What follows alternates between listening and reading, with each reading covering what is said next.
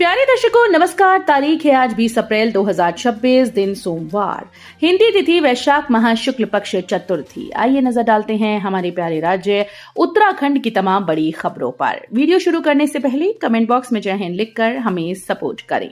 तो चलिए शुरू करते हैं। सीएम धामी की 2 टूक, मदरसों में उत्तराखंड बोर्ड का पाठ्यक्रम होगा लागू, न मानने वाले मदरसे होंगे बंद।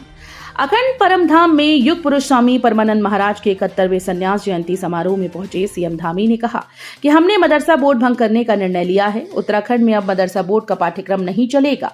जुलाई से मदरसों में उत्तराखंड विद्यालय शिक्षा बोर्ड का पाठ्यक्रम लागू हो जाएगा। सीएम ने साफ कहा कि पाठ्यक्रम को न मानने वाले मदरसे बंद किए जाएंगे।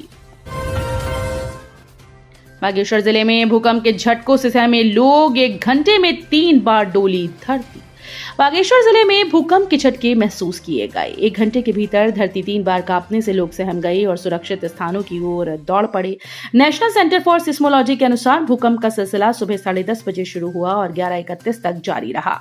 झटकों का केंद्र कपकोट तहसील के बदियाकोट, सोराग और बाछम क्षेत्र के आसपास दर्ज किया गया। भूकंप के 2 हल्के झटकों के बाद सुबह 11:31 पर जिले में तीसरा झटका महसूस हुआ। रिक्टर पैमाने पर इसकी तीव्रता 2.8 मापी गई। इसका केंद्र जमीन से 5 किलोमीटर की गहराई पर बदियाकोट सोराग क्षेत्र के पास था। इससे पूर्व 10:32 पर 3.1 तीव्रता और 10:46 पर 2.6 तीव्रता पर भी झटके आए थे। इनका केंद्र कपकोट के दूरस्थ बाछम, सोराग और बदियाकोट क्षेत्र में होने के चलते इन इलाकों में कंपन अधिक महसूस किया गया। सीएम धामी ने की प्रेस वार्ता। महिला आरक्षण बिल के विरोध को लेकर विपक्ष पर जड़े आरोप, कहा यह नारी शक्ति का अपमान। सीएम पुष्कर सिंह धामी ने देहरादून में प्रेस वार्ता की। इस दौरान उन्होंने संसद में महिला आरक्षण बिल के पास न होने को दुर्भाग्यपूर्ण बताया।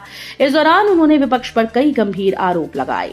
सीएम धामी ने कहा कि नारी शक्ति वंदन अधिनियम 2023 में भारत की संसद द्वारा पारित किया गया था और इसमें यह प्रावधान किया गया था कि नारी शक्ति के लिए 33% आरक्षण सुनिश्चित किया जाएगा। इसके लिए संसद का एक विशेष सत्र बुलाया गया, लेकिन जिस तरह से कांग्रेस पार्टी और उसके सभी सहयोगी दलों ने इस पूरे मुद्दे को रोका, ये नारी शक्ति का अपमान है। एक ऐतिहासिक निर्णय होने वाला था। यह अवसर हमारी महिलाओं, बहनों और बेटियों को सशक्त बनाने की दिशा में एक महत्वपूर्ण कदम हो सकता था, लेकिन उन्होंने पूरी मातृशक्ति को ही हरा दिया। 95 पेंशन बढ़ोतरी को लेकर तेज होगा आंदोलन। न्यूनतम पेंशन 7500 रुपए की मांग।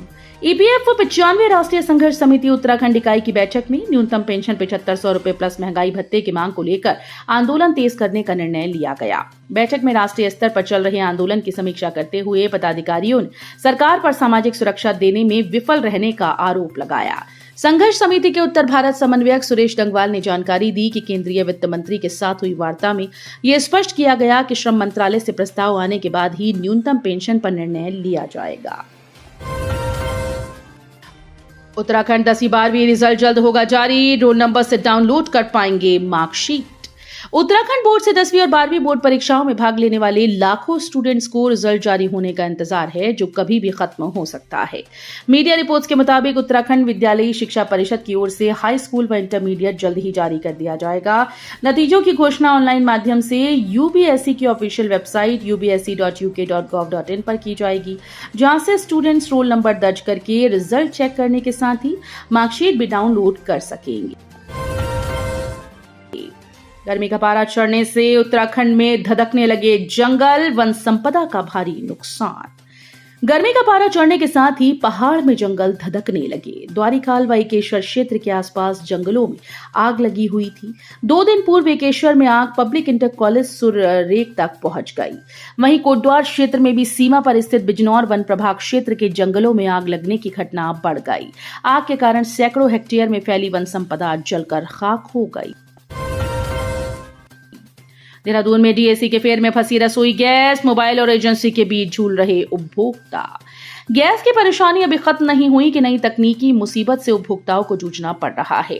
गैस सिलेंडर बुक करने के बाद कई उपभोक्ताओं के रजिस्टर्ड मोबाइल नंबर पर डीएसी नंबर नहीं पहुंच रहा। बगैर डीएसी के डिलीवरी मैन सिलेंडर देने से मना कर रही हैं, जबकि सिलेंडर बुक करने के बाद उपभोक्ता मोबाइल पर मैसेज आने का इंतजार कर रही हैं। गैस आपूर्ति में डिजिटल बुकिंग के दावों के बीच वर्तमान में उपभोक्ता तकनीकी खामियों से जूझ रहे हैं। धारचूला में आईपीएल में सट्टा लगा रहा व्यक्ति गिरफ्तार, पुलिस ने 5500 नकद और सट्टा सामग्री जब्त की। पिथौरागढ़ जिले के कस्बों में भी आईपीएल में हार जीत के नाम पर सट्टेबाजी हो रही है। पुलिस ने धारचूला में एक युवक को सट्टेबाजी लगाते गिरफ्तार किया। धारचूला कोतवाली पुलिस को सट्टेबाजी की जानकारी मिली। इस पर उप निरीक्षक योगेश कुमार के नेतृत्व में छापेमारी की गई। इस दौरान खुशहाल सिंह उर्फ डॉन हार जीत के नाम पर आईपीएल सट्टा लगाता मिला। उसके बाद से 5500 नकद और सट्टा सामग्री बरामद हुई। अखोड़ी ग्राम पंचायत में शराब परोसने पर लगी पाबंदी। रुद्रप्रयाग जिले की क्यूंजा घाटी स्थित ग्राम पंचायत अखोड़ी में महिला मंगल दल ने एक महत्वपूर्ण पहल की। दल की बैठक में सर्वसम्मति से निर्णय लिया गया कि गांव में किसी भी सार्वजनिक कार्यक्रम, सामाजिक आयोजन या समारोह में शराब परोसने पर पूर्ण प्रतिबंध रहेगा। महिला मंगल दल की अध्यक्ष अनीता देवी की अध्यक्षता में हुई इस बैठक में बड़ी संख्या में ग्रामीण महिलाओं ने भाग लिया। महिलाओं ने गांव के सामाजिक परिवेश को बेहतर बनाने और नशा मुक्त समाज के निर्माण पर विस्तार से चर्चा की। यमुनोत्री धाम की यात्रा पर आए नासिक के तीर्थयात्री की हुई मौत, सांस लेने में हो रही थी परेशान। यमुनोत्री धाम की यात्रा शुरू हो गई। इस दौरान यात्रा पर आए नासिक के एक यात्री की पैदल मार्ग पर चढ़ाई के दौरान मौत हो गई। डॉक्टर्स के मुताबिक प्रथम दृष्टया मौत सांस संबंधी बीमारी के कारण हुई है। जानकी चट्टी अस्पताल से मिली सूचना के अनुसार एक नेपाली मूल का मजदूर एक व्यक्ति को मृत अवस्था में अस्पताल लेकर आया। डॉक्टर हरदेव सिंह ने बताया कि मृतक की उम्र करीब 65 वर्ष है। प्रथम दृष्टया मौत सांस संबंधी परेशानी के कारण हुई है। यमुना पुल के पास नदी से मिला लापता युवक का शव, 2 दिन से थी तलाश। एसडीआरएफ ने ट्रक से किया बरामद। 2 दिन से लापता युवक का शव डाक पत्थर क्षेत्र अंतर्गत यमुना पुल के पास नदी में फंसे एक ट्रक से मिला। सूचना पर पहुंची एसडीआरएफ की टीम ने शव को बरामद किया। जानकारी के मुताबिक युवक 17 अप्रैल से लापता था। सर्चिंग अभियान में भी उसका सुराग नहीं मिला। दोबारा अभियान चलाया गया। टीम ने संदीप अधिकारी 32 वर्षीय पुत्र प्रताप सिंह अधिकारी निवासी ग्राम बुराष्टी कच्चा चक्राता देहरादून का शव ट्रक के नीचे से बरामद किया। देहरादून में मुर्दों को दफनाने के लिए मारामारी, वक्फ बोर्ड का आरोप, कब्रिस्तानों के नाम पर राजनीति। उत्तराखंड की राजधानी देहरादून में मोरोवाला एवं सुभाष नगर के कब्रिस्तानों में मुर्दों को दफनाने को लेकर तकरार हो गई। यहां पर बाहर से आकर रह रहे लोगों के परिवारों में मौत के बाद मुर्दों को दफनाने से मना कर दिया गया। टर्नर रोड, आजाद कॉलोनी के कई इलाकों के लोगों के सामने बड़ा संकट खड़ा हो गया। ये मामला वक्फ बोर्ड, जिला प्रशासन से लेकर पुलिस तक पहुंचा है। कब्रिस्तान कमेटी जगह कम होने से दिक्कत और हरिद्वार बाईपास पर कब्रिस्तान उपलब्ध होने की बात कह रही हैं। देहरादून दिल्ली हाईवे मोहब्बेवाला ढलान बना हादसों का हॉटस्पॉट, ब्रेक फेल होने से बढ़ रहा खतरा। देहरादून दिल्ली हाईवे पर मोहब्बेवाला क्षेत्र एक बार फिर से भारी माल वाहनों के लिए जोखिम का बड़ा बिंदु बनकर उभरा।